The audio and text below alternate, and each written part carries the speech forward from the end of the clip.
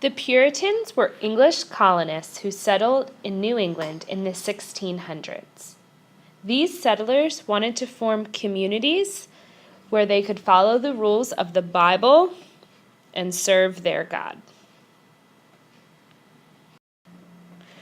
Puritan religion shaped the government of the Massachusetts Bay Colony.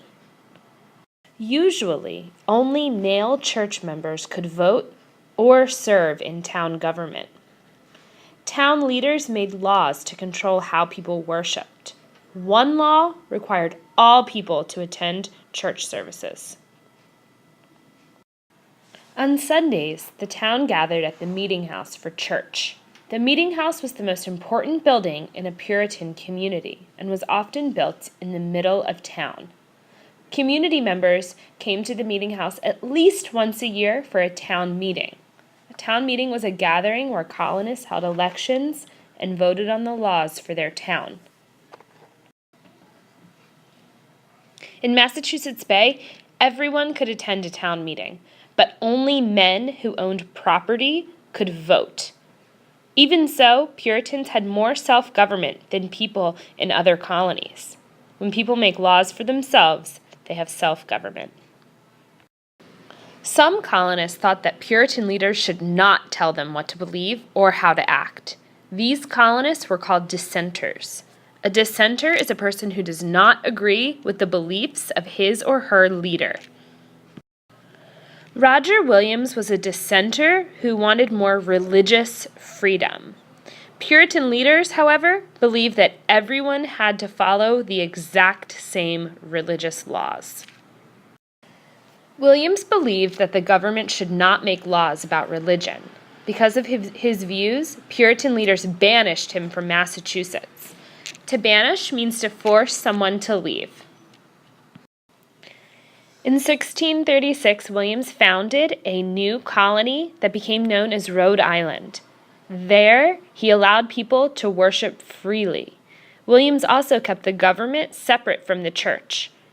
This is an important event in the history of religious freedom in North America. Another Puritan who challenged church leaders was Anne Hutchinson. Hutchinson criticized Puritan ministers. She also held meetings in her home where men and women talked about religion. Puritan leaders did not like this. They said her beliefs went against Puritan teachings and that women should not teach men about religion. Like Roger Williams, Hutchinson was banished and moved to Rhode Island. A minister named Thomas Hooker also did not like some of the rules made by Puritan leaders. He wanted to form a new community where all men could vote, even if they were not church members.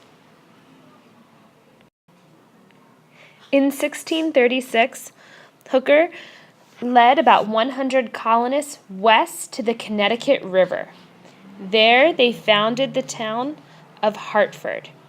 Colonists looking for good farmland started other towns in the area. These towns joined Hartford to create the colony of Connecticut.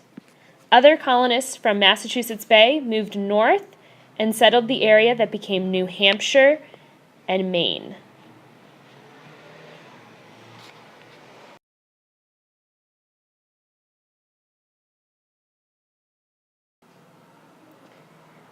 The New England colonies were founded on lands where American Indians lived. Indians and colonists disagreed about who owned the land. American Indians believed the land was for everyone to use and that no one truly owned it. They thought that when they sold the land to the colonists, they were only agreeing to share it. Colonists, however, expected the Indians to move from the land once they sold it. This difference of views of ownership often led to conflict. In the 1630s, a war broke out between the colonists and the Pequot Indians. This struggle over land became known as the Pequot War and ended when the colonists killed most of the Pequots. The few surviving Pequots were enslaved or fled. After the Pequot War, more colonists moved onto American Indian land in New England. Metacomet was the leader of the Wampanoag Nation. He wanted to avoid war, but he believed that his people had to fight to stay on their land. In 1675, Metacomet, who was known to the colonists as King Philip, attacked Massachusetts villages. Fierce fighting spread across New England in a series of battles called King Philip's War. The colonists had more soldiers and better weapons than Metacomet's small army. In 1676, Metacomet was defeated. After the war, colonists killed and enslaved some of the defeated Indians. They forced many others to leave. Few American Indians remained in southeastern New England after the war. Self-government and the actions of dissenters led to freedom of thought and religion in parts of New England.